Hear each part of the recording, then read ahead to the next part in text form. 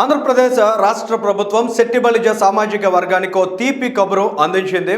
మార్చి 23న ప్రముఖ సంఘ సంస్కర్త శెట్టిబలిజ జాతిపితగా ఉన్న దొమ్మేటి వెంకటరెడ్డి గారి జయంతి వేడుకలను రాష్ట్ర పండుగగా ఏపీ ప్రభుత్వం నిర్వహించబోతోంది. ఈ మేరకు ఇప్పటికే అన్ని ప్రభుత్వ విభాగాలకు ఆదేశాలను కూడా జారీ చేసింది. ఆ మేరకు ఉత్తర్వులు కూడా విడుదలయ్యాయి. 19వ శతాబ్దం తొలి నాళ్లలో ముఖ్యంగా బలహీన వర్గాల్లో ఐక్యత, గౌరవం, విద్య యొక్క ప్రాముఖ్యతను తెలియజేయడంలో దొమ్మేటి వెంకటరెడ్డి గారు చాలా కీలకమైన పాత్ర పోషించారు. కోనసీమ ప్రాంతానికి చెందిన దొమ్మేటి వెంకటరెడ్డి గారు శెట్టిబలిజ సామాజిక వర్గ ఐక్యత కోసం, వారి గౌరవాన్ని పెంపొందించడం కోసం, విద్యలో వారు రాణించడం కోసం చేసిన విశేషమైన కృషికి గుర్తింపుగా ఇవాళకి శెట్టిబలిజ సామాజిక వర్గం ఆయన్ని జాతిపితగా గుర్తిస్తూ గౌరవిస్తూ ఉంటుంది.